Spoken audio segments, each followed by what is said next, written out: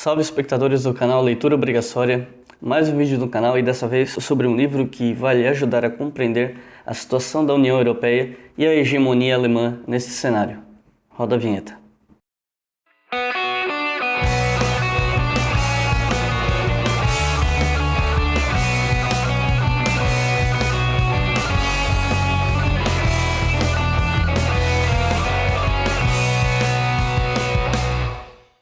O livro de hoje foi lançado neste ano, 2015, e pode ser encontrado com certa facilidade por um bom preço, além de ser um livro muito conciso sobre o assunto. O livro de hoje, A Europa Alemã, de Ulrich Beck. Esse livro, como disse, foi lançado em 2015 pela editora Paz e Terra. Está custando aí em torno de uns R$30 e foi lançado originalmente em 2012. A princípio, pelo que eu pude notar, ele foi lançado em meados do final de 2012 na Alemanha. O Ulrich Beck, ele é professor emérito da Universidade de Munique, ele é sociólogo, leciona também em Harvard e na London School of Economics, em Londres, a AVA. O Ulrich Beck ele é conhecido por ter, junto com Anthony Giddens, na década de 80, cunhado a expressão sociedade de risco. Um conceito que ressalta que uma das características principais da modernidade tardia é que nossas sociedades elas vivem sob um risco iminente de catástrofe, de crise, e que isso é um conceito muito importante, inclusive para os poderes políticos, né, para diversos países. Em Europa alemã, Ulrich Beck discute como a Alemanha acabou se projetando no cenário da União Europeia como potência, como grande potência dessa União, e podemos dizer que líder da União Europeia, né? O livro se divide em 3 capítulos e eu vou tentar apresentar de forma geral algumas das coisas que o autor discute nesse livro, porque são poucos capítulos, mas cada um deles discute pontos diferentes, assim, então eu achei que ficou um pouco difícil de amarrar. Então eu vou apresentar de forma mais fluida, sem dividir por capítulo. O livro discute, entre outras coisas, a vontade do governo alemão de emplacar, tanto na Alemanha quanto fora, mas especialmente fora, políticas de austeridade. Nesse ponto eu acho que vale a pena dar uma rápida definição do que seriam políticas de austeridade. Medidas de austeridade, elas são medidas de cortes de despesa. Quando um país ele possui um déficit nacional muito grande, ou seja, ele gasta mais do que arrecada, ele precisa fazer cortes para equilibrar a economia. O problema é que em políticas de austeridade, normalmente os cortes acontecem na previdência, em assistência social e, consequentemente, sempre afetam os mais pobres. E é por isso que camadas mais pobres das populações dos diferentes países costumam rechaçar as políticas de austeridade. O autor ele mostra também como o debate público na Europa atualmente a respeito de crise ele é pautado quase que exclusivamente pela questão econômica. E segundo o autor, isso seria um erro, porque a crise atual na Europa não é apenas uma crise econômica. Na verdade, num trecho específico, ele diz que a crise não é econômica. Depois ele flexibiliza, né? Ele mostra que sim, a crise também é econômica, mas não apenas isso. Ela também é uma crise social e política. Mostra inclusive como manter o debate na esfera da economia, apenas a economia, é um erro. Ele chega a dizer que beira o absurdo. Nem mesmo os economistas conseguiram prever essa crise. Então, como discutir ela apenas a partir do prisma da economia?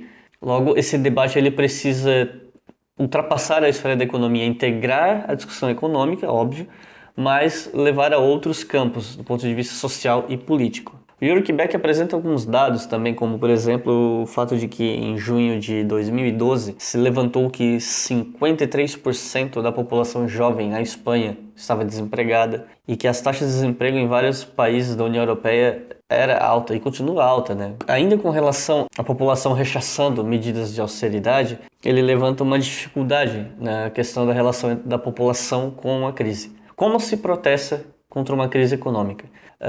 Ele mostra que, com relação a pautas um pouco mais diretas, é mais fácil de criar uma mobilização popular. Por exemplo, você pode fazer uma manifestação popular pedindo o fim do uso da energia nuclear ou o fim de uma guerra. Mas como se mobilizar em relação a uma crise? A população, ela muitas vezes não tem o conhecimento adequado de fazer um protesto que também seja propositivo. Os melhores protestos são aqueles que não apenas levantam os problemas, mas mostram a solução desejada. O autor apresenta um dilema que reaparece no decorrer do livro, que é o seguinte: como você conciliar uma economia que tem traços internacionais, transnacionais, melhor dizendo, que ultrapassam fronteiras, se as economias nacionais estão atreladas às legislações e constituições e interesses políticos de cada nação? Existe aí um choque de interesses que beira o irreconciliável, e isso dificulta muito as questões relativas à economia da União Europeia. Há também a questão da elegibilidade dos governantes de cada país. Por vezes, uma medida econômica que poderia ser benéfica para conter os efeitos da crise em um país não tem apelo popular. E isso acaba fazendo com que alguns governantes não tomem certas atitudes com medo de não conseguir se reeleger. E isso faz ligação com os argumentos de Ulrich Beck de que a crise não é apenas econômica. Todas essas medidas que se chocam com questões nacionais trazem com elas o risco de incitar, ou pelo menos dar munição para os incitadores de xenofobia, de ódio, de discursos nacionalistas ortodoxos que na prática ameaçam a estabilidade do próprio continente. A União Europeia, segundo Ulrich Beck, ela teria dois caminhos pela frente. Um deles seria superar o belicismo nacionalista, as fronteiras limitadoras de soluções de cooperação e dominar a crise rumo a uma cooperação democrática entre os países. Ou então, um outro caminho possível seria a Europa descambar para a perda da força da democracia diante de proposições tecnocráticas que, diante das crises, apontam supostas soluções de caráter nacionalistas e rechaçando as oposições diante da iminência de uma catástrofe que está a chegar. Novamente, o conceito de sociedade de risco, que tem usos políticos muito marcados nas nossas sociedades atuais. Durante boa parte do livro, Ulrich Beck se refere à chanceler alemã Angela Merkel como Merkiavel. Ele pensa que as atuações políticas da Angela Merkel elas entram em confluência com algumas propostas que Nicolau Maquiavel teceu na sua obra mais conhecida, O Príncipe. Eu não vou entrar aqui em detalhes, eu acho que seria melhor você ler o livro para encontrar essas semelhanças que o autor aponta. Mas um ponto que merece destaque é que, para Ulrich Beck, uma das principais armas de Angela Merkel é a sua tendência a não agir. A hesitação é uma arma nas mãos da chanceler alemã.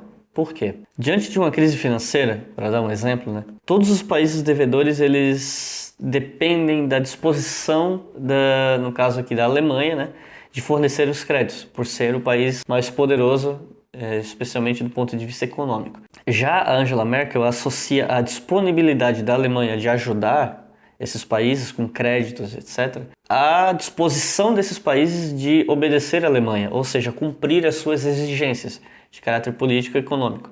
Ou seja, para os países devedores, a política da Angela Merkel não é dizer sim nem não, é dizer talvez. O instrumento de pressão alemã, nesse caso, não é a invasão maciça de capitais nesses países, mas é o contrário, é o afastamento do capital alemão desses países. Ou seja, pior do que uma invasão de capital alemão é a ausência de capital alemão, é uma situação ainda pior. Dessa forma, Angela Merkel consegue negociar com esses países sem necessariamente bater o martelo. Ela usa a expectativa como arma política e dessa forma ela consegue agradar tanto parte do eleitorado alemão que se enfurece com o empréstimo de capitais alemães, dos impostos alemães para esses países que para muitos são vistos como países preguiçosos, países de vagabundos e etc. Um preconceito que existe entre a Europa do Norte e do Sul. Esse eleitorado ele acaba sendo agradado quando a Alemanha hesita e, ao mesmo tempo, ela mantém esses países em sua zona de influência. Ela consegue a sua elegibilidade, a sua reeleição. Quando o Ulrich Beck estava escrevendo esse livro, ainda havia dúvida se Angela Merkel seria reeleita ou não. Tem uma nota do tradutor aqui explicando como a Angela Merkel foi reeleita e explica rapidamente o contexto de sua reeleição. Para Ulrich Beck, isso não é uma exclusividade dele. Tem outros autores que fazem esse tipo de discussão e um exemplo que eu posso passar para vocês é a Ellen Wood. Tem um livro dela chamado O Império do Capital que faz uma discussão sintética exatamente sobre isso que Ulrich Beck fala nesse ponto do livro, que é que o poder econômico ele é muito mais versátil do que o poder bélico.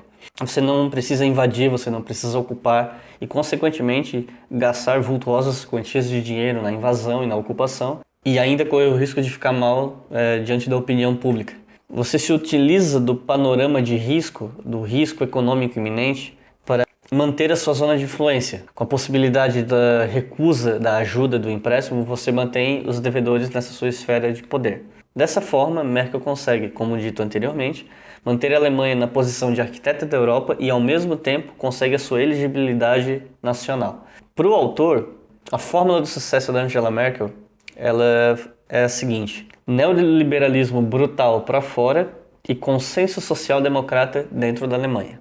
O autor ele apresenta 4 componentes que seriam o cerne do poder alemão na Europa.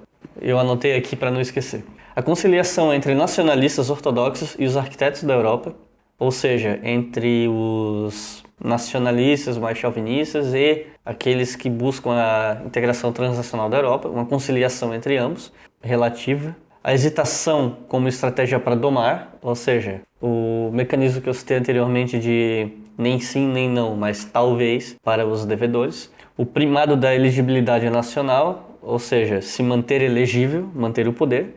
E a cultura alemã de estabilidade, ou seja, de poupar, de manter poupança, de economizar, que não prevê os cortes sociais que acontecem nos outros países. Diante da possibilidade de uma crise que venha a ruir a estabilidade europeia, não apenas econômica, mas política, social, cultural, etc., Jörg Beck aponta 4 princípios que ele julga serem fundamentais para a base de uma sociedade europeia, uma sociedade transnacional unificada, que eu também anotei para não esquecer. Os 4 princípios são o princípio da justiça, ou seja, que os processos e resultados da cooperação entre os países da União Europeia sejam percebidos por esses mesmos países, por suas populações, como íntegros e justos. O princípio da compensação, de que haja uma compensação na relação entre os países grandes e pequenos da União Europeia e que a proteção dos países mais fracos seja prerrogativa, porque a proteção desses países contribui com a estabilidade da União.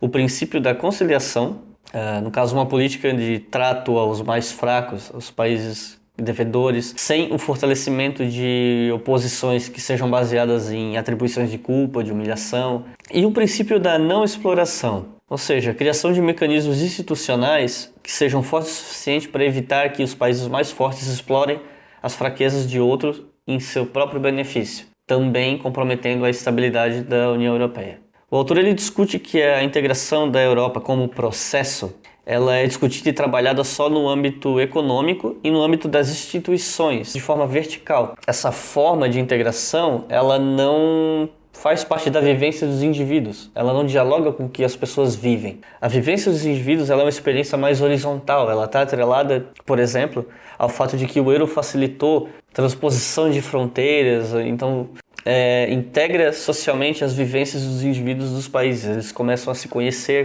e olhar pelos olhos dos outros, tentar entender os dilemas dos outros países e das outras populações a partir dos olhos dessas populações e não do seu. Por fim, o Jörg Beck apresenta algumas proposições de solução baseadas principalmente na social-democracia, transnacional, não nacional, mais democracia no diálogo entre os países, limando relações de subserviência entre países devedores e credores, democraticamente rechaçando proposições chauvinistas de caráter excludente. Como eu disse no começo do vídeo, esse é um livro bem conciso, Ele tem 120 e poucas páginas. É um livro que ajuda a compreender a situação da União Europeia atualmente, Haja vista que nós recebemos muita informação sobre a questão europeia, através de jornais, da mídia e tal, mas muitas vezes nós não entendemos algumas coisas que estão acontecendo nesses países, Nós recebemos as notícias, mas não necessariamente conhecemos os contextos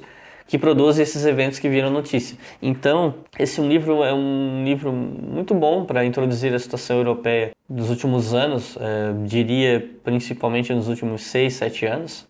E ainda que você discorde de algumas proposições de Rick Beck ou mesmo de alguns dos seus diagnósticos, ainda assim é um livro que vale a pena ser lido. Então é isso, pessoal. Eu espero que esse vídeo tenha sido útil, como sempre, né? Eu espero que esse canal esteja sendo útil a você. Se você estiver gostando, eu peço que você se inscreva. Se você já está inscrito, passe adiante, mostre para outras pessoas que se interessam por história, sejam elas historiadoras ou não. E vamos fazer esse canal crescer. Eu gosto de fazer esses vídeos e quero que ele seja útil para as pessoas, porque se ele não for útil para os outros, não faz muito sentido eu tocar esse trabalho adiante. Muito obrigado e até a próxima.